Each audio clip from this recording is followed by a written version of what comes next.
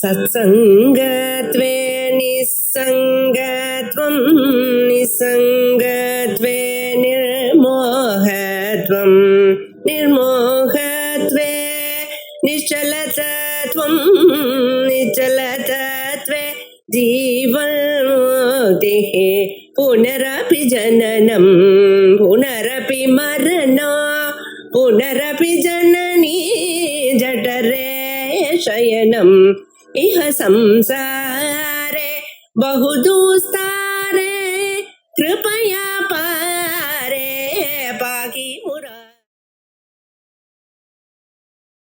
श्री गुरुभ्यो नमः। वागीशाद्या सुमनसः सर्वार्थानामुपक्रमे यं नत्वा कृतकृत्या स्युः तं नमामि गजाननं। गुरुर्ब्रह्मा गुरुर्विष्णुः गुरुर्देवो महेश्वरः गुरुः साक्षात् परं ब्रह्म तस्मै श्री गुरवे नमः। सूर्यनारायणं वन्दे देवीं त्रिपुरसुन्दरीं गुरूनधिगतार्थांश्च निरन्तरमहं भजे। பிராமண வாக்கிய பேதாக அப்படிங்கிற விஷயத்த பார்த்துட்டு இருக்கோம். இந்த பிராமண வாக்கியங்கள் பல விதமா இருக்கு அப்படிங்கிறத சொல்லி அதுல கர்மோத்பத்தி வாக்கியம்னா என்ன அப்படிங்கறத விளக்கினார். அதன் பிறகு குணவாக்கியம் அப்படிங்கறத ஆரம்பிச்சார். விஹிதே கர்மணி ததங்கதயா திரவிய தேவதாதி விதாயகம் வாக்கியம் குணவாக்கியம் அப்படின்னு சொன்னார். அதாவது ஏற்கனவே வேற பிரமாணத்தினால வேற வாக்கியத்தினால கிடைக்க பெற்ற கர்மாவை உத்தேசிச்சு எந்த வாக்கியத்துல குணகாவானது அதாவது அங்கமாக இருக்கக்கூடிய திரவியமோ தேவதையோ இவைகள் விதிக்கப்படுகிறதோ அந்த வாக்கியமானது குணவாக்கியம் அப்படின்னு சொல்லி கொடுத்தார். அங்கத்துவம்னா என்னது அப்படின்னு கேள்வி கேட்டு கர்மாங்கதையா விஹிதத்வமேவ தத்யாதேஹே குணத்துவம் அப்படின்னு பதிலும் சொன்னார். கர்மாவினுடைய அங்கமாக விதிக்கப்படுவதே குணத்துவம் அப்படிங்கிறதையும் விளக்கினார். இப்போ இதுல ஒரு சின்ன விசாரம்.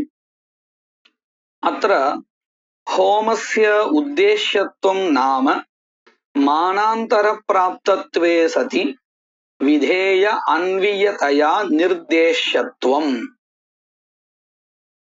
விருத்த திரிகத்வயம் அப்படின்னு இந்த சாஸ்திரத்துல சொல்லக்கூடிய ஒரு விஷயம். திரிகம் அப்படின்னா என்னது? மூன்றுகளுடைய ஒரு கூட்டம். விருத்த திரிகம்னா என்னது? இரண்டு மூன்றுகள், அதாவது மூன்றினுடைய கூட்டம் ரெண்டு இருக்கு. முதல்ல உத்தேஷ்யத்துவம், அனுவாத்தியத்துவம், பிராதான்யம், இந்த மூன்றும் ஒரு கூட்டம். குணத்துவம், விதேயத்துவம், உபாதேயத்துவம், இந்த மூன்றும் ஒரு கூட்டம். இப்படி ரெண்டு கூட்டமா வச்சிருக்கு. இதுதான் திரிகம் அப்படின்னு சொல்லுவோம். திரிகம்னா மூன்றினுடைய ஒரு கூட்டம். இந்த ரெண்டு கூட்டம் இருக்கே, இது ரெண்டும் விருத்தம். அப்படின்னா என்ன அர்த்தம்? உத்தேசத்துவம், அனுவாத்தியத்துவம், பிராதான்யம் எந்த விஷயத்துல இருக்கோ அதுல குணத்துவம், விதேயத்துவம், உபாதேயத்துவம் வராது. அதே மாதிரி உபாதேயத்துவம், குணத்துவம், விதேயத்துவம் இந்த மூணு எதுல இருக்கோ அங்க முன்னாடி சொன்ன உத்தேசத்துவம், அனுவாத்தியத்துவம், பிராதான்யம் வராது. அதனாலதான் இத நாம விருத்த திரிகத்வயம் அப்படின்னு விவகாரம் இந்த சாஸ்திரத்துல பண்ணிட்டு இருக்கோம். சரி, இதுல நாம உற்பத்தி வாக்கியம் அப்படின்னு முதல்ல ஒண்ணு பார்த்தோம். என்ன பார்த்தோம்? அக்னிஹோத்திரன் ஜுஹோதி அப்படிங்கிற வாக்கியத்தினால அக்னிஹோத்திரன் கர்மாவானது விதிக்கப்படுறது அப்படின்னு சொன்னோம். அந்த வாக்கியத்தினால கிடைக்க பெற்ற அக்னிஹோத்திர ஹோமத்தை உத்தேசிச்சு தத்னா ஜுஹோதி அப்படிங்கிற வாக்கியத்துல ததி என்கின்ற குணஹா, அதாவது குணஹான இங்க அங்கம், திரவியமானது விதிக்கப்படுகிறது அப்படின்னு சொன்னோம். இந்த தத்னா ஜுஹோதி அப்படிங்கிற வாக்கியத்துல தத்னா அப்படிங்கிற திருத்தீயாந்த பதத்தினால, திருத்தீயா விபக்தியை கொண்ட பதத்தினால திரவியமானது காரணமாக சாதனமாக விதிக்கப்படுகிறது. எதை உத்தேசிச்சு அப்படின்னு கேட்டால் ஜுஹோதி அப்படிங்கிற பதத்துல இருக்கக்கூடியதான ஹூ அப்படிங்கிற அந்த தாத்துவினால சொல்லப்படுகின்ற அக்னிஹோத்திர ஹோமத்தை உத்தேசிச்சு. அது எப்படி ஹூ தாத்துவினால அக்னிஹோத்திர ஹோமஹா தான் சொல்லப்படுறதுன்னு நீங்க சொல்றேன் அப்படின்னு கேட்டா, இது அக்னிஹோத்திர பிரகரணம்னு பேரு. வேதத்துல அக்னிஹோத்திர சம்பந்தப்பட்ட வாக்கியங்கள் எல்லாமே ஒரு இடத்துல படிக்கப்பட்டிருக்கும் இல்லையா, அந்த பிரகரணத்துக்கு அக்னிஹோத்திர பிரகரணம்னு பேரு. அந்த பிரகரணத்துல ஹூ தாத்து எங்கெல்லாம் வருதோ அங்க இந்த அக்னிஹோத்திரமானது சொல்லப்படுறதுன்னு நம்ம புரிஞ்சுக்கலாம். அப்படி பார்க்கும் பொழுது தத்னாஜுஹோதிங்கிற இடத்துல ஹூ தாத்துவினால ஹோமஹா சொல்லப்படுகிறது. அப்போ இந்த ஹூ தாத்துவினால சொல்லப்பட்ட அக்னிஹோத்திர ஹோமம் தான் இந்த இடத்துல உத்தேஷ்யம். தத்னாஜுஹோதிங்கிற வாக்கியத்துல அக்னிஹோத்திர ஹோமஹா தான் உத்தேஷ்யமாக இருக்கிறது. சரி, ஹோமஹா உத்தேஷ்யம். இந்த ஹோமஹா புதுசா சொல்லப்படுறதா இல்ல ஏற்கனவே சொல்லப்பட்டது இங்கே அனுவாதம் செய்யப்படுகிறதா? அனுவாதம் செய்யப்படுகிறதானா என்ன அர்த்தம்? ஏற்கனவே வேற ஒரு பிரமாணத்தினால கிடைச்சத இங்க ஒரு பதத்தினால சொல்லப்படுறது, அதுதான் அனுவாதம்னு பேரு. அனுவாதம்னா சொன்னதை திரும்ப சொல்லுதல். இப்போ நாம அப்படி பார்த்தோம்னா அக்னிஹோத்திரன் ஜுஹோதி அப்படிங்கிற வாக்கியத்தினாலேயே அக்னிஹோத்திர கர்மாவானது சொல்லப்பட்டுடுது.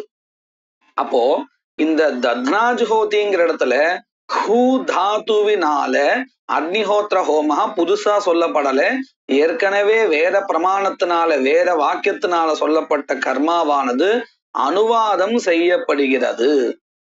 அப்போ இந்த ஹூ தாத்துவினால சொல்லப்பட்ட அக்னிஹோத்திர ஹோமத்துல அனுவாத்தியத்துவம் அப்படிங்கிற ஒரு தர்மஹா வந்துடுறது. எப்படி அக்னிஹோத்திர ஹோமஹா தத்னாஜுஹோதிங்கிற இடத்துல உத்தேசியமாக இருக்கிறதுனால அந்த ஹோமத்திற்கு அக்னிஹோத்திர ஹோமத்திற்கு உத்தேஷ்யத்துவம் அப்படிங்கிற ஒரு தர்மஹா கிடைக்கிறதோ, அதை போலவே இது அனுவாதம் செய்யப்படுகிறது அப்படிங்கிறதுனால அனுவாத்தியத்துவம் அப்படிங்கிறதான தர்மஹா வந்துன்றது. இது ரெண்டாவது. மூணாவது, இந்த தத்னாஜுஹோதிங்கிற இடத்துல எது பிரதானம்? ததிங்கிற திரவியம் பிரதானமா அல்லது அக்னிஹோத்திர ஹோமஹா பிரதானமா அப்படின்னு கேட்டால் அக்னிஹோத்திர ஹோமஹா தான் பிரதானம். ஏன்னா அதை உத்தேசிச்சு தானே ததிங்கிற ஒரு திரவியம் அங்கமாக விதிக்கப்படுகிறது. அப்போ எது பிரதானம் அப்படின்னு கேட்டால் அக்னிஹோத்திர ஹோமஹா, உத்தேசியமாக எது இருக்கோ அது பிரதானம். அப்போ என்ன ஆச்சு? இந்த அக்னிஹோத்திர ஹோமத்துல தத்னாஜுஹோதிங்கிற வாக்கியத்துல ஹூ தாத்துவினால சொல்லப்படுகின்ற அக்னிஹோத்திர ஹோமஹா இருக்கே, இதுதான் இங்கே பிரதானமாக இருக்கு. அப்போ என்ன ஆயிடுறதுன்னு கேட்டால் இந்த அக்னிஹோத்திர ஹோமத்துல பிராதான்யம் அப்படிங்கிற ஒரு தர்மஹா வந்துடுறது. அப்போ நல்லா பாருங்க, அக்னிஹோத்திர ஹோம தத்னாஜுஹோதிங்கிற வாக்கியம், அந்த வாக்கியத்துல ஹூ தாத்துவினால சொல்லப்படுகின்ற அக்னிஹோத்திர ஹோமத்துல என்னென்ன தர்மஹா இருக்கு? உத்தேஷ்யத்துவங்கிற தர்மஹா இருக்கு, அதே மாதிரி அனுவாத்தியத்துவம் அப்படிங்கிற ஒரு தர்மஹா இருக்கு, அதே மாதிரி பிராதான்யம் அப்படிங்கிற ஒரு தர்மஹா இருக்கு. இந்த மூன்றும் சேர்த்துதான் திரிகம், ஒரு திரிகம் ஆச்சு. இதே மாதிரி நாம ததியில பார்த்தோம்னு சொன்னா அங்க மற்றொரு திரிகம் இருக்கும். எப்படின்னு பார்ப்போம். முதல்ல விதேயத்துவம். விதேயத்துவம்னா என்னது? அஜ்ஞாத ஞாபகத்துவம் விதேயத்துவம், தெரியாத ஒன்றை சொல்லுவது, காண்பித்து கொடுப்பது. அப்ப நம்ம சந்தேகம் வரும், ததிங்கிறது நமக்கு என்ன தெரியாத விஷயமா? லோகத்துல நம்ம பிரதிதினம் அதை பயன்படுத்துறோமே, தயிர் தானே ததிங்கிற பதத்துக்கு அர்த்தம், அது நமக்கு தெரிஞ்சது தானே. அப்போ எப்படி அது அஜ்ஞாத விஷயமா இருக்கு அப்படின்னு கேட்டால் ததி தெரியாதுன்னு சொல்லல, அது கண்டிப்பா எல்லாருக்கும் தெரியும். ஆனால் இந்த அக்னிஹோத்திர ஹோமத்திற்கு ததிங்கிற திரவியம், ததிங்கிறது தான் திரவியமாக இருக்கு. எப்படி நம்ம ஸ்மார்த்தத்திலே பார்க்கலாம், ஆயுஷ்ய ஹோமத்திற்கு ஆஜ்யம் திரவியம்னு வச்சுட்டு இருக்கோம் இல்லையா? அல்லது நவகிரக மகத்துக்கு சமித்துகள், அன்னம், இப்படி எல்லாம் நம்ம திரவியம்னு சொல்றோம். அந்தந்த கர்மாவுக்கு குறிப்பிட்ட சில திரவியங்கள் விதிக்கப்பட்டிருக்கு அப்படின்னு நம்ம சொல்றோம் இல்லையா? அத போலதான் இங்க அக்னிஹோத்திர ஹோமத்துக்கு, இன்னும் சொல்ல போனால் அக்னிஹோத்திர ஹோமத்திற்கு பயஹா, பால், ஆஜ்யமும் இருக்கு, ததியும் இருக்கு. அதுல இங்க நாம தத்னாஜுஹோதிங்கிற வாக்கியத்தை மாத்திரம் எடுத்துட்டு விசாரம் பண்றோங்கிறதுனால இங்க அக்னிஹோத்திர ஹோமத்தை உத்தேசிச்சு ததியானது சாதனமாக, திரவியமாக, கரணமாக விதிக்கப்படுகிறது. அப்போ நமக்கு எந்த அம்சம் தெரியாது அப்படின்னு கேட்டா ததி தெரியாதுன்னு இல்லை, இந்த ததியானது அக்னிஹோத்திர ஹோமத்திற்கு சாதனம் அப்படிங்கிறது தெரியாது. அக்னிஹோத்திர ஹோமத்திற்கு இந்த ததிங்கிற திரவியமானது சாதனமாக இருக்கு, காரணமாக இருக்கு, இந்த விஷயம் நமக்கு தெரியாது. இந்த வாக்கியம் இல்லைன்னா, தத்னா ஜுஹோதி அப்படிங்கிற வாக்கியம் இல்லைன்னு நம்ம வச்சுட்டு பார்த்தால் ததியானது அக்னிஹோத்திர ஹோமத்திற்கு சாதனம் அப்படிங்கிற விஷயம் நமக்கு வேற எந்த பிரமாணத்தினாலையும் தெரியாது. சரி, இப்ப என்ன ஆயிருக்குன்னு கேட்டா ததி அப்படிங்கிறது அக்னிஹோத்திர ஹோமத்திற்கு சாதனம் அப்படின்னு தெரியாது. அப்போ இதுல எந்த தர்மஹா வந்திருக்கும்? இது விதேயமா இருக்கு, அஜ்ஞாத விஷயமா இருக்கு. அப்போ அஜ்ஞாத ஞாபகத்துவம், விதேயத்துவம், அந்த விதேயத்துவம் இங்க வந்துடுறது. இதுல ததியில வந்துடுறது ஒரு தர்மஹா. அதே மாதிரி இந்த ததியானது குணஹாவா பிரதானமா? குணஹான்னா அங்கம்னு அர்த்தம். அப்படி பார்த்தோம்னா ததியானது குணஹா, அங்கம், பிரதானம் இல்லை. பிரதானம் அக்னிஹோத்திர ஹோமஹா. அப்போ என்ன ஆயிடுறது? இந்த ததியில குணத்துவம்ங்கிற இன்னொரு தர்மஹா வந்துடுறது. அடுத்தது உபாதேயத்துவம்.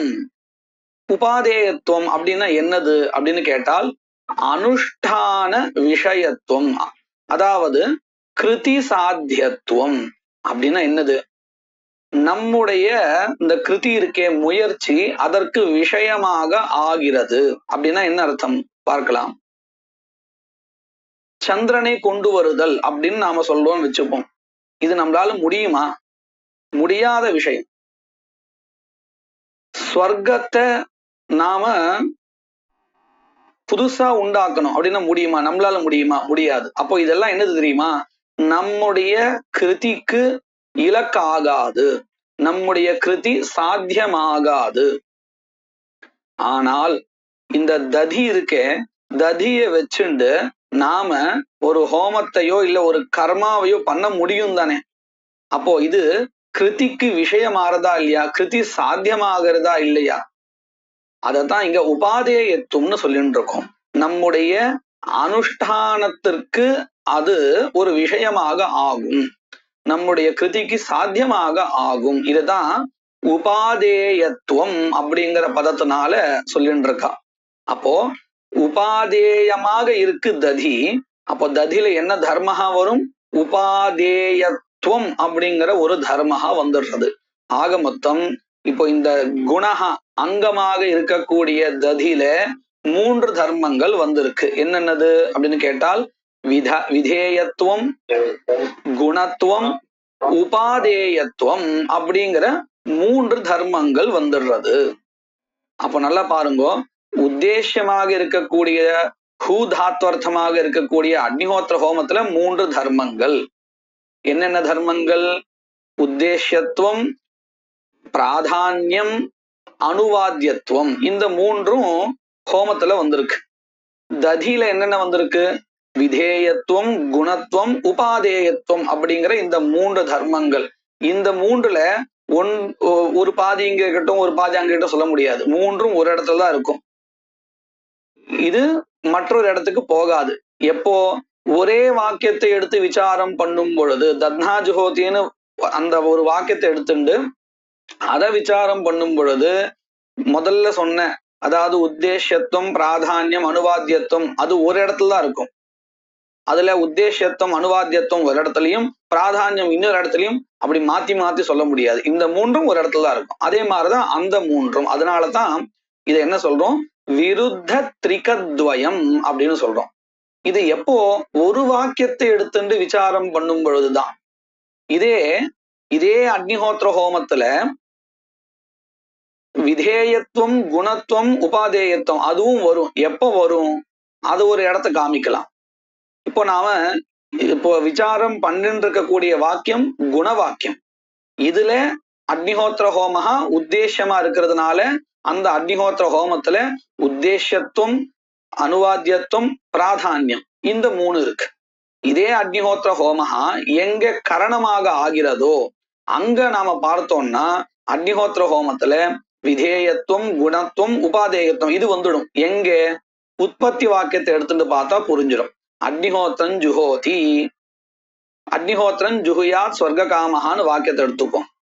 நமக்கு அது விளக்குறதுக்கு ரொம்ப சௌகரியமா இருக்கும். ஏன்னா அதுல உத்தேசம் எதுன்னு கேட்டா ஸ்வர்கஹா, அக்னிஹோத்திரம் ஜுஹுயாத் ஸ்வர்க காமஹா. இப்போ இந்த இடத்துல ஸ்வர்க்கத்தை உத்தேசிச்சு அக்னிஹோத்திர ஹோமஹா விதிக்கப்படுகிறது. எப்படி தத்னாஜுஹோதிங்கிற இடத்துல அக்னிஹோத்திர ஹோமத்தை உத்தேசிச்சு ததிங்கிற திரவியமானது சாதனமாக கரணமாக விதிக்கப்பட்டதோ அதை போலவே அக்னிஹோத்திரன் ஜுஹியா ஸ்வர்க காமஹாங்கிற இடத்துல ஸ்வர்க்கத்தை உத்தேசிச்சு அக்னிஹோத்திர ஹோமஹா கரணமாக சாதனமாக விதிக்கப்படுகிறது. அப்போ என்ன ஆறுது பாருங்க, ஸ்வர்க்கத்துல உத்தேசத்துவம் வந்துடுறது. ஏன்னா அதுதானே உத்தேசமா இருக்கு. அதை உத்தேசிச்சுதானே ஹோமஹா கரணமா விதிக்கப்பட்டிருக்கு. அப்போ ஸ்வர்க்கத்துல உத்தேசத்துவங்கிற தர்மஹா வந்துடுறது. அதே மாதிரி ஸ்வர்கஹா இந்த வாக்கியத்தினாலதான் தெரிஞ்சுட்டோங்கிறது இல்லை. புராணங்கள்ல நம்ம ஏற்கனவே படிச்சு தெரிஞ்சுட்டு இருக்கோம். ஸ்வர்கஹான்னு ஏதோ ஒரு தேசா இருக்கு, அல்லது ஒரு சுக விசேஷமான ஒரு இது ஒரு ஸ்தானம் அல்லது சுக விசேஷா இப்படின்னு புராணங்கள்ல இருந்து பார்த்து நாம தெரிஞ்சுட்டோம். அப்ப என்ன ஆறுது, இந்த இடத்துல அக்னிஹோத்திரன் ஜுஹியா ஸ்வர்க காமஹாங்கிறதுல அந்த ஸ்வர்க பதம் புதுசா ஸ்வர்க்கத்தை சொல்லல. எப்பொழுதும் இதை நல்லா ஞாபகம் வச்சுக்கணும். எந்த வாக்கியத்திலையும் சரி உத்தேசமா இருக்கிறது புதுசா இருக்காது, நமக்கு தெரிஞ்சதாதான் இருக்கணும். விதேயமா இருக்கிறது புதுசா இருக்கும், அதை நம்ம நல்லா தெரிஞ்சுக்கணும். உத்தேசம் எப்பொழுதுமே நமக்கு ஏற்கனவே தெரிஞ்சதா தான் இருக்கும். தெரியலன்னா அது உத்தேசம் ஆகாது. அத போல இங்க ஸ்வர்கா தெரிஞ்ச விஷயமா இருக்கிறதுனால அது அனுவாத்தியத்துவம் அதுல வந்துடுறது. அதே மாதிரி அதுதான் பிரதானம். அதை உத்தேசிச்சுதானே ஹோமஹா விதிக்கப்பட்டிருக்கு அக்னிஹோத்திரன் ஜுஹியா ஸ்வர்க காமஹாங்கிற வாக்கியத்துல. அதனால என்ன ஆச்சு, ஸ்வர்க்கத்துல இப்போ எந்தெந்த தர்மங்கள் இருக்கு, உத்தேசத்துவம் இருக்கு, அனுவாத்தியத்துவம் இருக்கு, பிராதான்யம்ங்கிற 3 தர்மங்கள் இருக்கு. அதே சமயத்துல நாம இங்க கவனிச்சோம்னா அக்னிஹோத்திர ஹோமத்துல அக்னிஹோத்திர ஹோமஹா ஸ்வர்க ரூப பலோத்தேசேன விதீயத்தே, ஸ்வர்க்கம் என்கின்ற பலத்தை உத்தேசிச்சு விதிக்கப்படுவதனால அக்னிஹோத்திர ஹோமத்துல விதேயத்துவம் வந்துடுறது. ஏன்னா இந்த வாக்கியம் இல்லைன்னா நமக்கு அக்னிஹோத்திர ஹோமஹா ஸ்வர்க்கத்துக்கு சாதனம் அப்படிங்கிறது தெரியவே தெரியாது. அப்போ இங்க அஜ்ஞாத விஷயத்தும் இருக்கு. அதனால அக்னிஹோத்திர ஹோமத்துல அக்னிஹோத்திரன் ஜுஹியா ஸ்வர்க காமஹா அப்படிங்கிற வாக்கியத்தை எடுத்து பார்க்கும் பொழுது அக்னிஹோத்திர ஹோமத்துல விதேயத்துவம் இருக்கு. அதே மாதிரி அது அனுஷ்டானத்துக்கு விஷயமாக ஆகிறதுங்கிறதுனால உபாதேயத்துவமும் இருக்கு, குணத்துவமும் இருக்கு. ஏன்னா சொர்க்கத்தை உத்தேசிச்சு சாதனமாக அங்கமாகத்தானே விதிக்கப்படுகிறது, அதனால குணத்துவமும் இருக்கு. அப்போ இது நல்லா நம்ம புரிஞ்சுக்கலாம். அக்னிஹோத்திரன் ஜுஹியா ஸ்வர்க காமஹான்னு வாக்கியத்தை எடுத்து நம்ம பார்த்தோம்னா அந்த வாக்கியத்துல ஸ்வர்க்கத்துல உத்தேசத்துவம், அனுவாத்தியத்துவம், பிராதான்யம் இருக்கு. அக்னிஹோத்திர ஹோமத்துல விதேயத்துவம், உபாதேயத்துவம், குணத்துவம் இந்த 3 தர்மங்கள் இருக்கு. இதே அக்னிஹோத்திர ஹோமத்தை அனுவாதம் பண்ணும் சமயத்தில், அதாவது குணவாக்கியத்தை எடுத்து பார்க்கும் பொழுது தத்னா ஜுஹோதி, பயசா ஜுஹோதி, ஆஜ்யேன ஜுஹோதி இந்த மாதிரியான வாக்கியங்கள் எடுத்து பார்க்கும் பொழுது அந்த இடத்துல ஜுஹோதிங்கிற பதத்தினால ஹூ தாத்துவினால அக்னிஹோத்திர ஹோமஹா அனுவாதம் செய்யப்படுகிறது. அப்போ அந்த வாக்கியத்துல அக்னிஹோத்திர ஹோமத்திற்கு உத்தேசத்துவம், அனுவாத்தியத்துவம், பிராதான்யம் அப்படிங்கிற இந்த தர்மங்கள் வந்துடுறது. அங்க இருக்கக்கூடிய ததி, பயஸ் முதலிய திரவியங்கள்ல விதேயத்துவம், உபாதேயத்துவம், குணத்துவம் இந்த 3ம் வந்து விடுகிறது. இதுதான் விருத்த திரிகத்வயம். இத பத்தி தான் இப்போ இந்த மீமாம்சா பரிபாஷா கிரந்தத்துல சொல்லிட்டு இருக்கான். அத்திர ஹோமஸ்ய உத்தேசத்துவம் நாம, அத்திர அப்படின்னா என்ன அர்த்தம்? தத்னா ஜுஹோதி என்கின்ற குணவாக்கியத்தில் ஹோமஸ்ய ஹோமத்திற்கு உத்தேசத்துவம் அப்படின்னு நம்ம சொன்னோமே, உத்தேசத்துவங்கிற தர்மா இருக்குன்னு அப்படின்னா என்னது அப்படின்னு விளக்குறா. மானாந்தர பிராப்தத்வே சதி விதேய அன்வயிதயா நிர்தேசத்துவம். மானாந்தரேன, மான பதத்துக்கு பிரமாணம்னு அர்த்தம். பிரமாணாந்தரேன மற்றொரு பிரமாணத்தினால் ஏற்கனவே கிடைக்க பெற்ற ஒன்றை மறுபடியும் இங்கே சொல்லுதல். எதற்காக சொல்லணும் மறுபடியும்? தத்னா ஜுஹோதிங்கிற இடத்துல தத்னா மட்டும் போதுமே, அந்த அக்னிஹோத்திர பிரகரணம் தானே, தானாகவே அக்னிஹோத்திரம் கிடைச்சிடுமே அப்படின்னு கேட்டா அப்படி இல்ல. ததியானது கரணம். எதற்கு அப்படின்னு கேட்டா உத்தேசம் எதுன்னு சொல்லணுமா இல்லையா? அத பதத்தின் மூலமாகவே சொல்லணும். அப்பதான் இந்த ததிக்கும் உத்தேசமாக இருக்கக்கூடியதான ஹோமத்திற்கும் சம்பந்தா தெரிய வரும். அப்படி விதேயமாக இருக்கக்கூடிய விதிக்கக்கூடிய ததிக்கு உத்தேசத்தோடு சம்பந்தம் ஏற்பட வேண்டும் என்பதற்காக சொல்லப்படுதல். அதுதான் இங்க சொல்லிட்டு இருக்கா. ஹோமஸ்ய உத்தேசத்துவம் நாம மானாந்தர பிராப்தத்வே சதி. மானாந்தரம் சொன்னா அக்னிஹோத்திரன் ஜுஹோதி என்கின்ற வாக்கியத்தினால் பிரமாணத்தினால் கிடைக்க பெற்று விதேய அன்வியதயா, விதேயமாக இருக்கக்கூடிய ததி அதனுடன் அன்வியதயா, அன்வயகான சேர்க்கைன்னு அர்த்தம். அன்வியதயா சேர்ப்பதற்காக நிர்தேசத்துவம் அங்கே குறிப்பிடுதல் அப்படின்னு அர்த்தம். விதேயமான ததியோடு சேருவதற்காக குறிப்பிடுதல். குறிப்பிடுதல்னா சப்தத்தினால சொல்லுதல், ஹூ தாத்துவினால சொல்லுதல். இதுதான் நிர்தேசத்துவம். இதுதான் ஹோமஸ்ய உத்தேசத்துவம் என்றால். அடுத்தது தஸ்யைவ மானாந்தர பிராப்தஸ்ய புனఃகத்தியமான ரூபத்துவம் அனுவாத்தியத்துவம். அனுவாத்தியத்துவம்னா என்னது? நாம இப்பதான் கொஞ்ச நேரத்துக்கு மேல சொன்னோம். ஏற்கனவே தெரிஞ்ச விஷயத்தை மறுபடியும் சொல்லுதல், அதுதானே அனுவாத்தியத்துவம். அதைத்தான் இங்க மறுபடியும் சொல்லிட்டு இருக்கான். தஸ்யைவ, தஸ்யைவன்னு சொன்னா அதையே, அதையேனா எதையே? மானாந்தர பிராப்தஸ்ய வேற ஒரு பிரமாணத்தினால கிடைக்க பெற்றதை, அதாவது அக்னிஹோத்திரன் ஜுஹோதிங்கிற உற்பத்தி வாக்கியத்தினால கிடைக்க பெற்ற அக்னிஹோத்திர ஹோமத்தை புனகா மறுபடியும், புனఃகத்தியமானத்துவ ரூபம் மறுபடியும் சொல்லுதல் என்றதான அனுவாத்தியத்துவம். அனுவாத்தியத்துவம்னா மறுபடியும் சொல்லுதல். ஏற்கனவே வேற ஒரு பிரமாணத்தினால கிடைக்க பெற்ற விஷயத்தை மறுபடியும் இங்கே சொல்லுதல். இதுதான் அனுவாத்தியத்துவம்.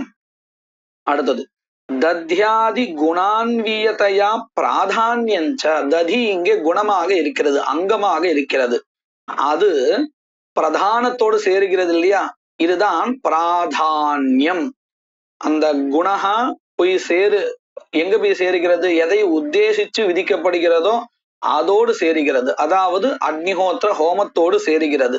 இந்த சேர்க்கைன்னு சொல்றோம் இல்லையா, இதுதான் பிராதான்யம். ததியானது குணகா. அப்போ குணகான்னு சொன்னாலே லோகத்திலே நாம இவன் அங்கம் அப்படின்னு சொன்னா யாருக்கு?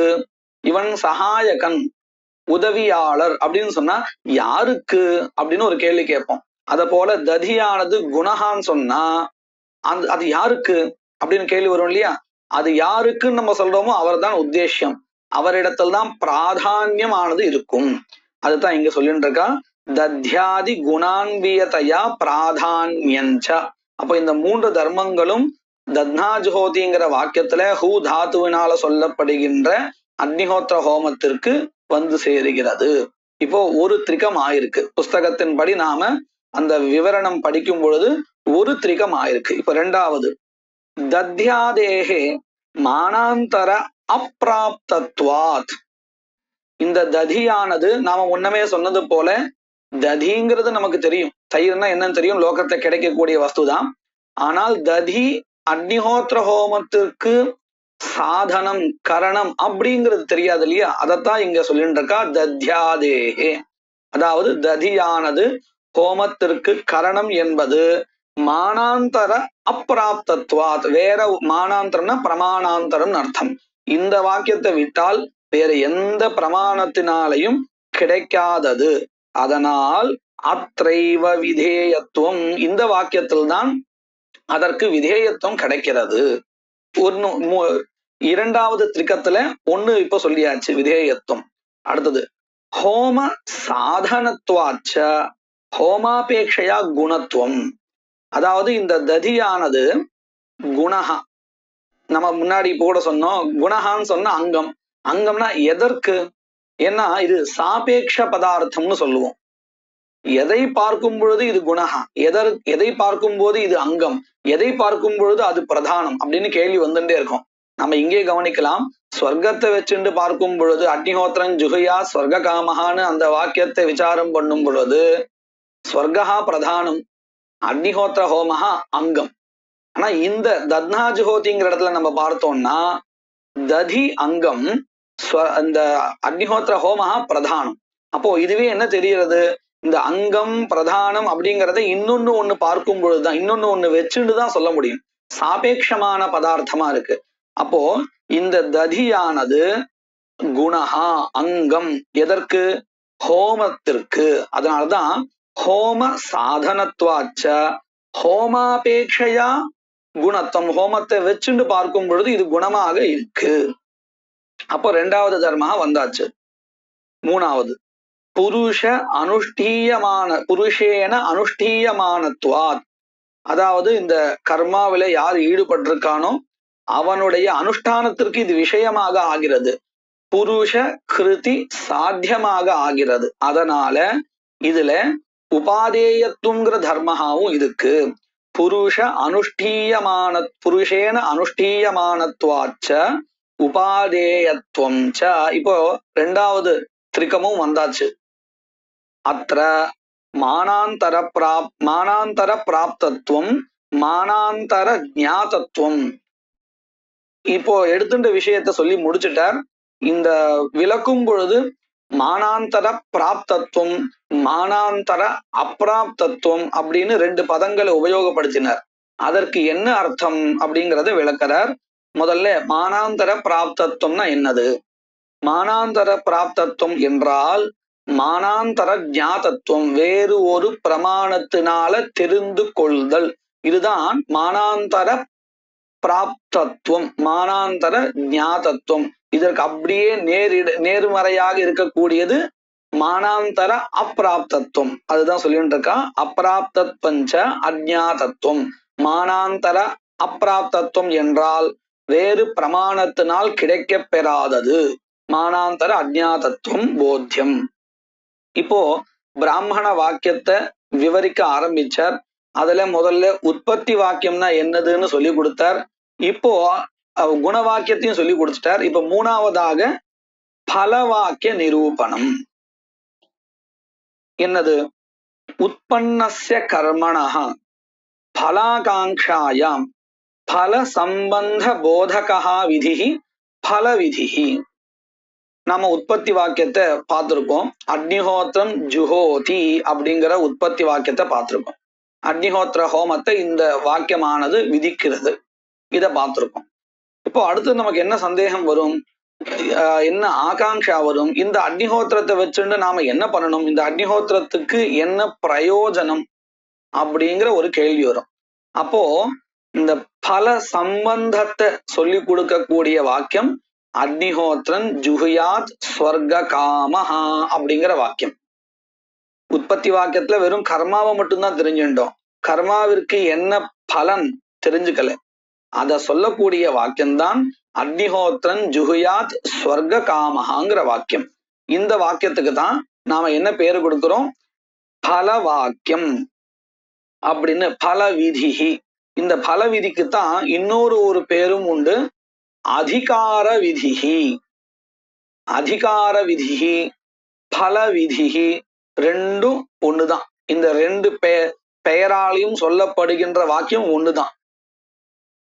உற்பன்னஸ்ய கர்மனஹா, அதாவது உற்பத்தி வாக்கியத்தினால தெரிந்து கொண்ட கர்மாவிற்கு பலாகாங்காயாம் பலன் என்ன என்று கேள்வி எழும் பொழுது பல சம்பந்த போதகா, பலத்தினுடைய சம்பந்தத்தை தெரிவிக்கின்ற விதியானது பல விதி என சொல்லப்படுகிறது.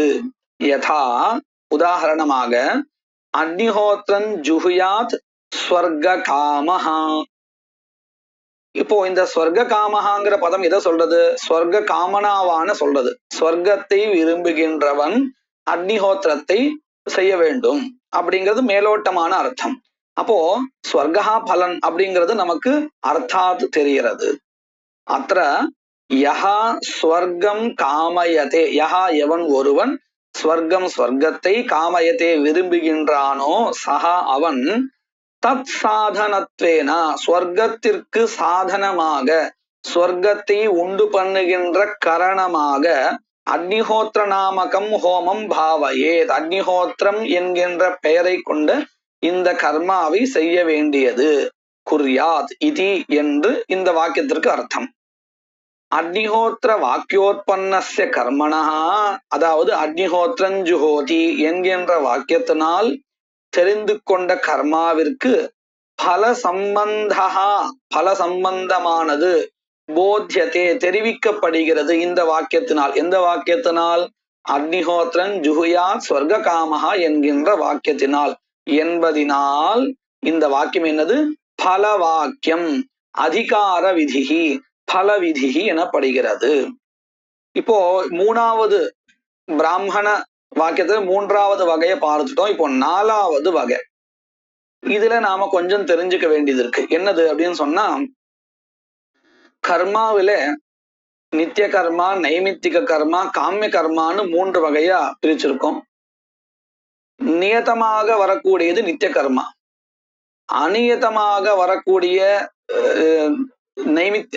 நைமித்திகமே ரெண்டு வகையா வச்சுக்கணும். இப்போ அமாவாசையா காலகா எப்பொழுதும் வந்துடுறது, அது கிரகணம் மாதிரி இல்லை. அப்போ அது என்ன தெரிகிறது? அதுவும் ஒரு நைமித்தம் தான், ஆனா நியத நைமித்திகம் அப்படின்னு அர்த்தம். கண்டிப்பா அது வந்துடும், அதனாலதான் அதை நித்தியம்னு சொல்லிட்டு இருக்கோம். இதே கிரகணம் போன்றவைகள் அது நைமித்திகம் தான், அதுவும் ஒரு நிமித்தத்தை வச்சுன்னு தான் வரப்போகுது கிரகண அனுஷ்டானங்கள். அப்போ அதுவும் அமாவாசை ரெண்டும் ஒன்னான்னு கேட்டா ரெண்டும் ஒண்ணு இல்லை. நல்லா கவனிச்சா தெரியும். அமாவாசையா காலம் கூட ஒரு குறிப்பிட்ட காலம் தானே. பிரதிதினம் நம்ம சந்தியாவந்தனம் மாதிரி நாம பண்றது இல்லை, ஒரு குறிப்பிட்ட காலம். அப்ப அதுவும் நிமித்தம் தானே அப்படின்னு கேட்டா அது நியத நிமித்தம், கண்டிப்பாக வந்தே தீரும். ஆனா கிரகணாதிகள் அப்படி இல்லை, வரும், இந்த வருஷம் வரும், இன்னொரு வருஷம் வராமலும் இருக்கலாம். அது அநியத நிமித்தம். இப்படி அநியத நிமித்தமா எது இருக்கோ அதுதான் நம்ம நிமித்தம்னு லோகத்துல விவகாரம் பண்ணிட்டு இருக்கோம். நியத நிமித்தமா எது இருக்கோ அது நித்தியம்னு சொல்லிட்டு இருக்கோம். இப்படிதான் நம்ம விவகாரம் பண்றோம். சரி, இந்த அதே மாதிரி காமியம் கர்மா ஒரு விருப்பத்தின் பெயரால, அதுவும் சாஸ்திரத்தினால சொல்லப்பட்டு இருந்தால், உதாரணத்துக்கு காரீரியா ஜேத விருஷ்டி காமகான் இருக்கு, மழை வேண்டியவன் காரீரி விஷ்டிய பண்ண வேண்டியதுன்னு இந்த மாதிரி பல காமனைகளை வச்சுண்டு சொல்லப்பட்டிருக்கக்கூடிய கர்மாக்களை நம்ம பார்க்கிறோம். இந்த மாதிரி சொர்க்கம் வேணுமா இருந்தால் ஜோதிஷ்டோம யாகத்தை பண்ண வேண்டியது, அக்னிஹோத்திர ஹோமத்தை பண்ண வேண்டியது, இப்படி எல்லாம் நம்ம பார்க்கிறோம். இது கர்மாக்கள். அத போலவே திரவியங்களும் விதிக்கப்பட்டிருக்கு. உதாரணத்திற்கு இந்த அக்னிஹோத்திர ஹோமகா இருக்கே, இது நித்தியமாவும் இருக்கு, எந்தவித பலனும் கிடையாது, அதை பிரதிதினம் பண்ண வேண்டியது. சந்தியாவந்தனம் மாதிரி அக்னிஹோத்திர கர்மாவையும் பண்ண வேண்டியது. அப்படி இருக்கக்கூடிய அக்னிஹோத்திரன் கர்மா நித்திய அக்னிஹோத்திரம்னு, நித்தியா அக்னிஹோத்திரம்னு சொல்லுவோம். அதே மாதிரி காமிய அக்னிஹோத்திரமும் உண்டு. காமிய அக்னிஹோத்திரம் என்னது? இவ்வளவு நாள் நம்ம படிச்சிருந்தோம் இல்லையா, அக்னிஹோத்திரன் ஜுஹுயாத் ஸ்வர்க காமஹான்னு, இதுதான் காமிய அக்னிஹோத்திரம். இந்த அக்னிஹோத்திரமானது எங்க வித்தியாசப்படும்? சங்கல்பத்துல வித்தியாசப்படும், வேற எதுலயும் வித்தியாசப்படாது. நாம எந்தவித பலனும் எதிர்பார்க்காமல் பண்ணினோமே ஆனால் நித்திய கர்மா நினைச்சுட்டு பண்ணோம்னா அங்க சங்கல்பத்துல ஸ்வர்க காமஹா அகம் அப்படிங்கிற மாதிரி எல்லாம் வராது, சங்கல்பத்துல மாறும். இதே காமிய கர்மாவை பண்றதா இருந்தால் சங்கல்பத்துல அதை நாம சொல்லிட்டு பண்ணணும். இந்த வித்தியாசம் இருக்கு. சரி, இப்போ நாம பார்த்த இடம் கர்மாவானது ஒரு பலனை உத்தேசிச்சு விதிக்கப்பட்டிருக்கு. அக்னிஹோத்திரன் ஜுஹயா ஸ்வர்க காமஹா, ஸ்வர்க்கத்தை உத்தேசிச்சு அக்னிஹோத்திரன் கர்ம விதிக்கப்படுறது. இதே கர்மாவானது இந்த கர்மாவுல நாம வேறு சில திரவியங்களை வச்சுட்டு பண்ணால் வேற ஒரு பலனை கொடுக்குமா இதே கர்மா. எப்படி? தத்னா இந்திரிய காமஸ்ய ஜுஹுயாத். இந்த வாக்கியத்துல இருந்து நமக்கு என்ன அர்த்தம் தெரிகிறதுன்னா, அக்னிஹோத்திரம் அதே அக்னிஹோத்திரம் தான். அதே அக்னிஹோத்திரத்துல ததிய வச்சுண்டு பண்ணினால் இந்திரியம், அதாவது இந்திரிய புஷ்டி அப்படிங்கிற பலன் ஏற்படுமா. இப்ப பாருங்க, அக்னிஹோத்திரம் ஜுஹியா சொர்க்க காமஹாங்கிற வாக்கியத்தினால நமக்கு என்ன அர்த்தம் தெரிஞ்சது? அக்னிஹோத்திரமானது சொர்க்கத்துக்கு சாதனம்னு தெரிஞ்சது. ஆனால் தத்னா இந்திரிய காமஸ்ய ஜுஹியாத் அப்படிங்கிற இந்த வாக்கியம் அக்னிஹோத்திர பிரகரணத்துல இருக்கக்கூடிய வாக்கியம், இந்த வாக்கியத்திலையும் தத்னா இந்திரிய காமஸ்ய ஜுஹுயாத் அப்படிங்கிறதுக்கூடியதான ஹூ தாத்துவானது அக்னிஹோத்திர ஹோமத்தை தான் சொல்றது. அப்போ ஒருவேளை அந்த அக்னிஹோத்திர கர்மாவை பண்ணக்கூடியவன் எனக்கு இந்திரிய புஷ்டியானது இருக்கட்டும் அப்படின்னு விருப்பப்படுவானே ஆனால் அவன் ததிய வச்சுண்டு பண்ணணுமா. அப்படின்னா என்ன அர்த்தம்? இந்த அக்னிஹோத்திர ஹோமத்துல பயசும் பால் அதுவும் திரவியமா இருக்கு, ததியும் திரவியமா இருக்கு, அதே மாதிரி ஆஜ்யமும் திரவியமா இருக்கு. இப்படி நானா திரவியங்கள் சொல்லப்பட்டிருக்கு விகல்பமாக, இதுவோ அதுவோன்னு.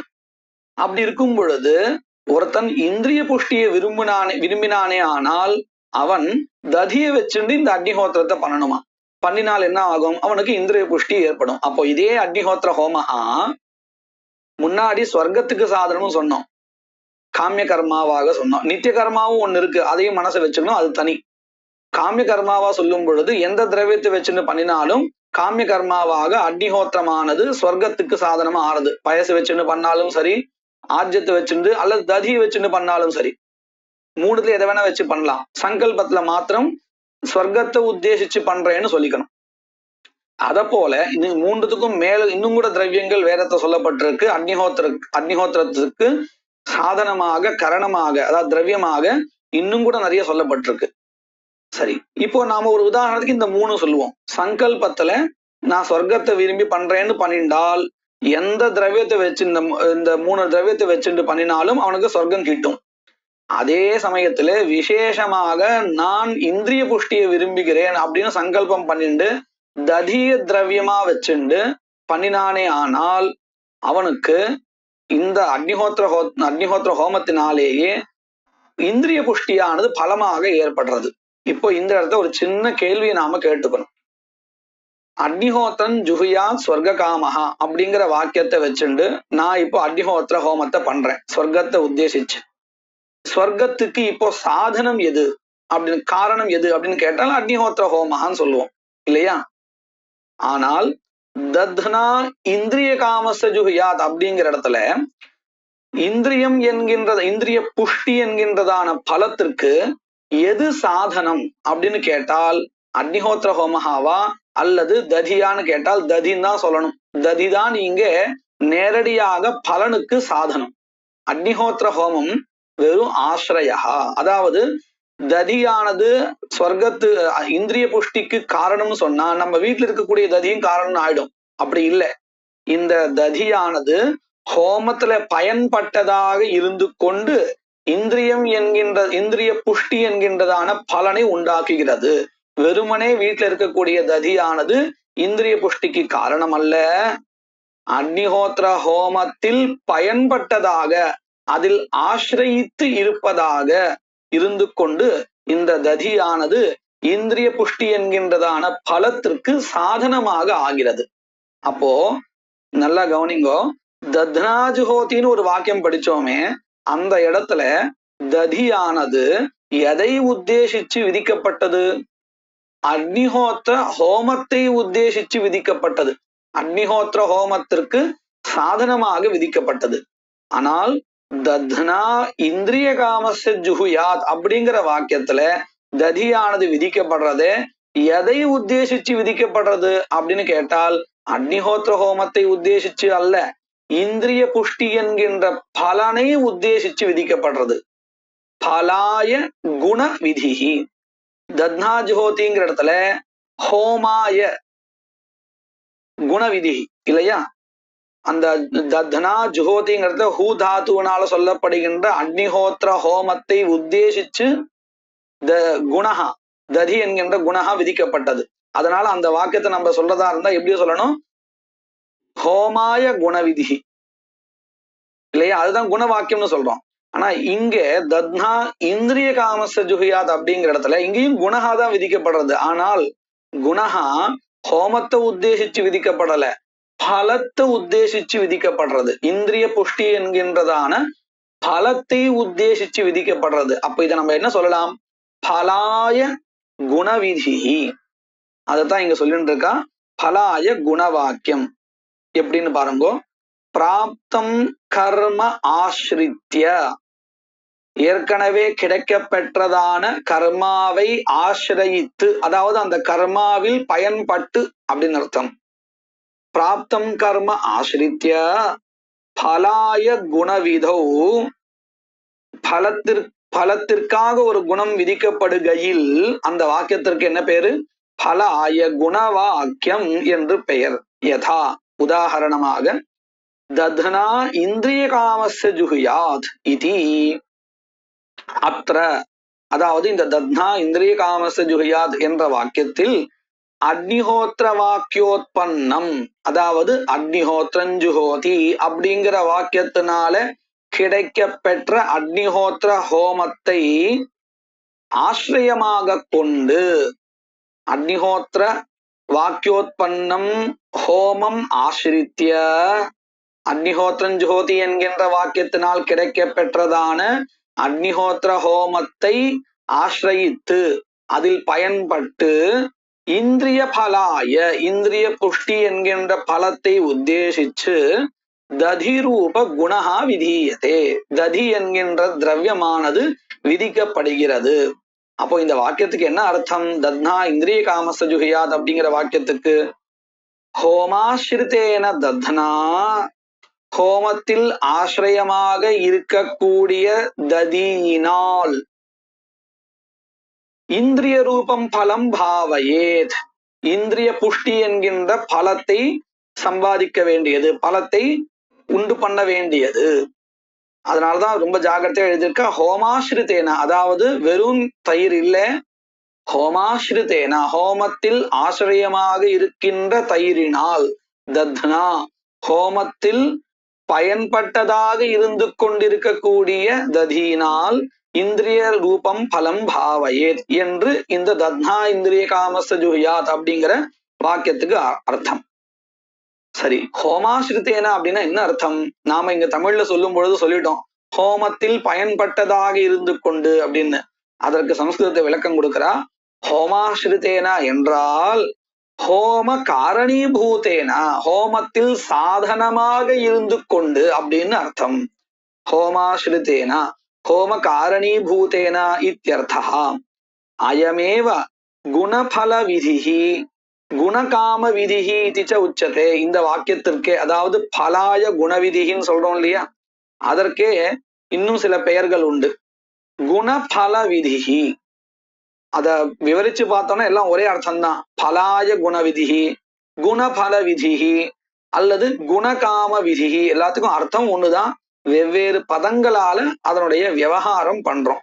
அயமேவ குணபல விதிஹி குணகாம விதிஹி இதிச்ச உச்சதே. இதன் பிறகு மேற்கொண்டு சகுண கர்மோத்பத்தி வாக்கியம், சபல கர்மோத்பத்தி வாக்கியம் அப்படிங்கிறதாக ரெண்டு சொல்றா. அப்படின்னா என்னது? இதுவரையில் நாம கர்மோத்பத்தி வாக்கியம் அப்படின்னு ஒண்ணு பார்த்தோம். அதாவது கர்மாவை சொல்லுகின்ற வாக்கியம் தனியாக, அதே மாதிரி பல சம்பந்தத்தை சொல்லுகின்ற வாக்கியம் தனியாக, அதிகார விதிகி பல விதிகி இப்படிலாம் தனியா பார்த்தோம். அதே மாதிரி குணத்தை சொல்லக்கூடிய தத்னா ஜுஹோதிங்கிற ஒரு வாக்கியம் தனியா, இப்படி ஒவ்வொன்னுத்தையும் சொல்றதுக்கு ஒவ்வொரு தனித்தனி வாக்கியமா பார்த்தோம். கர்மாவை சொல்றதுக்கு ஒண்ணு, கர்மாவிற்கும் பலத்திற்கும் சம்பந்தத்தை சொல்லக்கூடிய அக்னிஹோத்திரன் ஜுஹ்யா ஸ்வர்காமஹா அப்படிங்கிற மாதிரியானது தனியா. அதே மாதிரி தத்னா ஜுஹோதி கர்மாவை உத்தேசிச்சு குணத்தை அங்கத்தை விதிக்கக்கூடியதான வாக்கியம் தனியாக, இப்படி ஒவ்வொரு வாக்கியம் தனித்தனியா பார்த்தோம். சில இடத்துல கர்மாவையும் கர்மாவினுடைய சம்பந்தத்தையும் சொல்ற வாக்கியம் ஒண்ணுதான் இருக்கும். அதாவது அதுவே கர்மாவினுடைய உற்பத்தி வாக்கியம், அதுவே கர்மாவினுடைய பல சம்பந்தத்தை சொல்லுகின்ற வாக்கியம், ஒரே வாக்கியம். ஏன் அப்படின்னு நம்ம கேட்க முடியாது. வேதத்துல இருக்கக்கூடிய இப்போ தனித்தனியா வாக்கியம் இருந்தால் இதற்கு இந்த வேலை. நம்மளே கூட லௌகிகத்துல என்ன பண்றோம், ஆட்கள் நிறைய இருந்தால் 3 பேர் இருக்காங்க, 3 காரியம் இருக்கு, என்ன பண்ணுவோம், ஒவ்வொருத்தருக்கும் ஒவ்வொரு காரியத்தை கொடுத்து நீங்க இதை பண்ணு நீ இதை பண்ணுன்னு ஒவ்வொருத்தருக்கு பிரிச்சு கொடுப்போம். இருக்கிறது 2 பேர் தான், செய்ய வேண்டிய காரியம் 3 அல்லது 4 இருக்குன்னா என்ன பண்ணுவோம், சரி சமமா பிரிச்சு நீ இந்த 2 வேலையும் பாரு, நீ இந்த 2 வேலையும் பாருன்னு நம்ம பிரிச்சு கொடுப்போம் இல்லையா? அந்த மாதிரிதான் இங்கேயும் வேதத்துல 3ம் தனித்தனியா, கர்மோத்பத்தி வாக்கியம் தனியாக, கர்ம பல சம்பந்தத்தை சொல்லக்கூடிய வாக்கியம் தனியாக, கர்ம குண சம்பந்தத்தை சொல்லக்கூடிய வாக்கியம் தனியாக இருந்தால் தனித்தனியாக நம்ம இதுக்கு இதுன்னு சொல்லுவோம். அப்படி இல்லாத பட்சத்துல என்ன பண்ணுவோம், 2 வேலையும் இந்த ஒரு வாக்கியமே செய்யறதுன்னு சொல்லிடுவோம். அப்படி ஒரு வாக்கியத்தை தான் இங்க சொல்லிட்டு இருக்கா. அதையும் 2 வகையா சொல்லலாம். அதாவது கர்மா, கர்மாவிற்கும் பலத்தினுடைய சம்பந்தத்தையும் 2த்தையும் சொல்லக்கூடிய வாக்கியம் ஒரு வகை. இன்னொரு பதம், இன்னொரு வாக்கியம் உண்டு. எப்படின்னு கேட்டா, கர்மாவையும் அதுதான் சொல்லும், கர்மாவினுடைய அங்கமாக இருக்கக்கூடிய திரவியத்தையும் அதுவே சொல்லிடும், கர்மாவிற்கும் பலத்துக்கும் இருக்கக்கூடிய சம்பந்தத்தையும் 3த்தையும் சேர்த்து அதுவே சொல்லிடும். இப்படி 2 வகையா இருக்கு. இதுல நாம முதல்ல பார்க்க போறது சகுண கர்மோத்பத்தி வாக்கியம். அதாவது கர்மா, கர்மாவினுடைய அங்கமாக இருக்கக்கூடிய திரவியம், இத 2த்தையும் ஒரே வாக்கியம் சொல்ல போறது. அப்பேற்பட்ட ஒரு வாக்கியத்தை நம்ம பார்க்க போறோம். சகுண கர்மோத்பத்தி வாக்கியம். தலைப்பு திரவிய தேவதாதி குண விசிஷ்ட கர்ம விதாயகம் வாக்கியம் சகுண கர்மோத்பத்தி வாக்கியம். குணேன சக கர்மோத்பத்தி சகுண. சசீதா லக்ஷ்மணா அப்படின்னு சொன்ன என்ன அர்த்தம், சீதாவுடன் லக்ஷ்மணுடன் கூடிய ராமன் அர்த்தம் இல்லையா? அந்த ச அப்படிங்கிற பதத்துக்கு சேர்த்துன்னு அர்த்தம். எதனுடன் சேர்த்து, குணத்துடன் சேர்த்து கர்மாவை சொல்லுகின்ற வாக்கியம் சகுண கர்மோத்பத்தி வாக்கியம். அந்த குணஹா என்னது, ஒண்ணு திரவியம், ததி போன்ற திரவியம், அல்லது தேவதா. சில இடத்துல தேவதையானது இந்த கர்மாவில இந்த தேவதை அங்கம் அப்படிங்கிறதையும் சொல்லும். அந்த மாதிரி குணபதத்துக்கு திரவியமோ அல்லது தேவதாவோ அர்த்தா. திரவிய தேவதாதி, திரவியமோ தேவதையோ அல்லது மற்றவைகளோ, இவைகள் கொண்ட குணங்கள், இவைகள் தான் குணங்கள். இந்த குணங்களை கொண்ட குண விசிஷ்ட, குணத்துடன் சேர்ந்த கர்ம விதாயகம் வாக்கியம், கர்மாவை விதிக்கின்ற வாக்கியம் சகுண கர்மோத்பத்தி வாக்கியம் எனப்படுகிறது. யதா, உதாரணத்திற்கு சோமேன யஜேதா. இந்த இடத்துல சோம பதத்துக்கு சோம திரவியத்தை கொண்ட யாகஹான்னு அர்த்தம். அப்போ இந்த வாக்கியம் எதை சொல்றது, திரவியத்துடன் கூடிய கர்மாவையே சொல்லிடுறது. அப்போ இந்த வாக்கியம் திரவியத்துடன் கூடிய யாகத்தை சொல்லுவதனால யாகத்தினுடைய உற்பத்தி வாக்கியமும் இதுதான். இந்த யாகத்துல திரவியம் எப்படி அக்னிஹோத்திர ஹோமத்துல ததி திரவியம் அப்படிங்கிறது வேற வாக்கியம் சொன்னதோ, அத போல இந்த வாக்கியமே என்ன பண்ணி கொடுத்துடுறது, இந்த குறிப்பிட்ட யாகத்துல சோம லதா தான் திரவியங்கிறது இந்த உற்பத்தி வாக்கியத்திலே தெரிஞ்சிடுறது. சோமேன யஜேதா இதி அத்திர, அதாவது இந்த சோமேன யஜேதாங்கிற வாக்கியத்துல சோமலதா விசிஷ்டா யாகா விதீயதே. சோமலதாவை திரவியமாக கொண்ட யாகா, சோமலதாவுடன் கூடிய யாகா விதிக்கப்படுகிறது. அப்போ நமக்கு சந்தேகம் வரும், சோமலதாவுடன் கூடிய யாகா தானே விதிக்கப்பட்டது, சோமலதா விதிக்கப்படலையே அப்படின்னு கேட்டால், விசிஷ்டம் விதீயத்தைன்னு சொன்னாலே அந்த விசேஷணமும் அங்க விதிக்கப்படுறதா தான் நம்ம எடுத்துப்போம். எப்படி நம்ம லோகத்துல நம்ம விவகாரத்திலே பார்க்கலாம். ஈர துணியை கொண்டு வா அப்படின்னு நான் ஒருத்தர்கிட்ட சொல்லியிருக்கேன்னு வச்சுப்போம். அவர் போறார், அங்கே ஈர துணி இல்லை, காஞ்ச துணியா தான் இருக்கு. இப்போ அவர் காஞ்ச துணியை கொண்டு வருவாரா, இல்ல அந்த காஞ்ச துணியை ஈரப்படுத்தி கொண்டு வருவாரா அப்படின்னு கேட்டா, கண்டிப்பா காஞ்ச துணியை ஈரப்படுத்தி மெனக்கெட்டு அதை ஈரப்படுத்தி கொண்டு வருவார். ஏன்னா நான் சொன்னது விசிஷ்டம், அதாவது ஈர துணி, ஈரத்துடன் கூடிய துணி. விசிஷ்டம் நான் துணி தான் கொண்டு வர சொல்லியிருக்கேன், ஈரத்தையும் துணியையும் கொண்டு வான்னு நான் சொல்லல, தனித்தனியா சொல்லல. ஆனால் விசிஷ்டமான ஒண்ணு சொல்லிட்டேன், ஈர துணியை கொண்டு வா அப்படின்னு சொல்லும் பொழுது அவர் காஞ்ச துணியா இருந்தாலும் அதை நினைச்சிட்டு ஒரு துணி, அந்த ஈர துணியை கொண்டு வருவார். அப்போ இதுல இருந்து நமக்கு என்ன தெரிகிறது? அந்த விசேஷணத்தை நான் தனியா சொல்லல, ஈரத்தை நான் தனியா சொல்லல.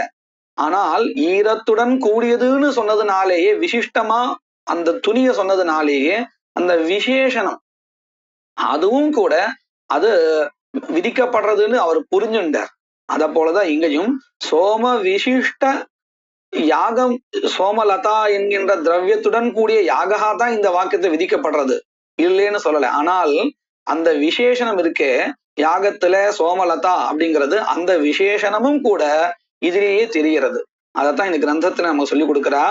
விசிஷ்ட விதௌ அபி, விசிஷ்டமான யாகம்தான் விதிக்கப்படுறது என்றாலும் கூட விசேஷனஸ்ய அர்த்தாத்விதி, அர்த்தாத்விதின்னு என்ன அர்த்தம்? அது தனியா சொல்லலைன்னாலும் அது தானாகவே தெரியறது. ஏன்னா அந்த விசேஷனம் இல்லைன்னா சோம விசிஷ்ட யாகான்னு ஆகாது. சோமத்துடன் இல்லைன்னா, ஈரத்துடன் கொண்டு வரலன்னா அது ஈர துணி ஆகாது, துணி ஆகும், ஈர துணி ஆகாது. அத போல விசிஷ்டமா ஆகணும்னா அந்த விசேஷமும் சேர்ந்துதான் வரணும், அது தானாகவே தெரியும் அப்படின்னு நம்ம விவகாரத்தை சொல்றோம் இல்லையா. அதுதான் இங்க சாஸ்திரத்துல அர்த்தாத் விதிஹி, அர்த்தாத் நியாயத்தே அப்படிங்கிற பதத்தினால நம்ம எப்படி லோகத்தை தானாகவே தெரிகிறதுன்னு சொல்றோமோ அத போல இங்க சொல்லிட்டு இருக்கா. அர்த்தாத் விதிஹி, விசேஷனஸ்ய அர்த்தாத் விதிஹி. அதுக்கப்புறம் இரண்டாவது வகை, அதாவது ஒரே வாக்கியமானது கர்மாவையும் கர்மாவுக்கு அங்கமா இருக்கக்கூடிய திரவியத்தையும் பல சம்பந்தத்தையும் எல்லாத்தையும் சேர்த்து விதிக்கக்கூடியதான ஒரு வாக்கியம். ஆனா இப்போ இந்த புஸ்தகத்துல திரவியத்தோடு சேர்ந்ததாக சொல்ல போறது இல்லை, கர்மாவையும் கர்மாவிற்கும் பலத்திற்கும் இருக்கக்கூடிய சம்பந்தத்தையும் சொல்லக்கூடிய வாக்கியம். அதைத்தான் உதாரணமா வச்சிருக்கா. அதாவது போன வாக்கியத்துல கர்மாவிற்கும் கர்மாவிற்கு அங்கமாக இருக்கக்கூடிய திரவியத்திற்கும் சம்பந்தம், இந்த ரெண்டுத்தையும் சேர்த்து சொல்லக்கூடிய வாக்கியத்தை உதாரணமா காமிச்சா, இப்போ கர்மாவிற்கும் கர்மாவு பலத்திற்கும் சம்பந்தம் வரக்கூடிய ஒரே வாக்கியம். அதாவது அந்த வாக்கியம் கர்மாவினுடைய உற்பத்தி வாக்கியமாகவும் இருக்கும், அதே மாதிரி பல சம்பந்த போதகமான வாக்கியமாகவும் இருக்கும். முன்னாடி சொன்ன உதாரணத்துல உற்பத்தி வாக்கியமாகவும் இருக்கும், குண வாக்கியமாகவும் இருக்கும் ஒரே வாக்கியம். அப்பேற்பட்ட உதாரணம் இங்கே உற்பத்தி வாக்கியமாகவும் இருக்கும், அதே மாதிரி பல சம்பந்தத்தை சொல்லக்கூடிய வாக்கியமாகவும் இருக்கும். அப்பேற்பட்ட உதாரணம் குவச்சித் சில இடங்கள்ல கர்மோத்பத்தி வாக்கியமேவா, கர்மாவினுடைய உற்பத்தி வாக்கியமே பல சம்பந்த போதகம் அபிபவதி, கர்மாவிற்கும் பலத்திற்கும் இருக்கக்கூடியதான சம்பந்தத்தை சொல்லுகின்ற வாக்கியமாக இருக்கும். யதா உதாரணத்திற்கு உத்பிதா எஜேத பசுகாமஹா இதி, உத்பித் அப்படிங்கிறது கர்மாவினுடைய பெயர். எப்படி அக்னிஹோத்திரம் அப்படின்னு அந்த கர்மாவுக்கு பெயரோ அத போல உத்பித் அப்படிங்கிறது கர்மாவினுடைய பெயர். அதுல அந்த உத்பித் பதத்துக்கு அப்புறம் திருத்தியா விபக்தி இருக்கிறதுனால உத்பிதா அப்படின்னு வந்திருக்கு பதம். உத்பிதா யஜேத பசுகாமஹா, அதாவது உத்பித் என்கின்ற பெயரை கொண்ட கர்மாவும் இது இங்க விதிக்கப்படுறது. பசுகாமஹாங்கிற பதத்தினால இந்த கர்மாவிற்கு பலன் பசு என்கின்றது, அதாவது பசுதான் இங்கே பலம். எப்படி அக்னிஹோத்திரன் ஜுகுயாத் ஸ்வர்காமஹா அப்படிங்கிற வாக்கியத்தினால ஸ்வர்கா என்கின்ற பலன் அக்னிஹோத்திர கர்மாவிற்கு தெரிந்ததோ அத போல இங்க உத்பித் என்கின்றதான பெயரை கொண்ட இந்த கர்மாவிற்கு பலன் என்னது? பசுஹு அப்படின்னு தெரிகிறது. உத்பிதாய ஜேத பசுகாமஹா இதி அத்திர, அதாவது இந்த வாக்கியத்தில் உத்பின்னாமக யாகஹா விதீயத்தை, இந்த வாக்கியத்துல உத்பித் என்கின்றதான கர்மாவானது யாகவானது விதிக்கப்படுறது. ஏன் அப்படின்னு கேட்டா, வாக்கியாந்தர அவிஹிதா ஏவ, வேற ஒரு வாக்கியம் இல்லை இந்த கர்மாவை சொல்றதுக்கு, தனியாக கர்மோத்பத்தி வாக்கியம் இல்லை. அதனால வாக்கியாந்தர அவிஹிதா ஏவ, வேறு வாக்கியத்தினால் விதிக்கப்படாத, மற்றொரு வாக்கியத்தினால் விதிக்கப்படாத, அதே சமயத்துல பசுகாமஸ்ய பசு பலாய விதியதே, பசு காமனாவானாக இருக்கக்கூடியவனை உத்தேசிச்சு பசு என்கின்றதான பலத்தை கொண்டதாக இந்த கர்மாவானது விதிக்கப்படுகிறது. இந்த ரெண்டுத்தையும், அதாவது கர்மாவையும் பல சம்பந்தத்தையும் இந்த வாக்கியமே சொல்லி கொடுத்துடுறது. இது ஏகமேவ இதம் வாக்கியம் பல சாதன யாக விதாயகம், அதாவது கர்மாவையும் விதிக்கிறது, பசு என்கின்றதான பலத்திற்கு இது சாதனம் என்கின்ற பல சம்பந்தத்தையும் தெரிவிக்கிறது. இப்படியாக இந்த வாக்கியம் சபல கர்மோத்பத்தி வாக்கியமா இருக்கு. இதற்கு முன்பாக பார்த்த வாக்கியம் சகுண கர்மோத்பத்தி வாக்கியம், இப்ப பார்த்த வாக்கியம் சபல கர்மோத்பத்தி வாக்கியமாக இருக்கிறது.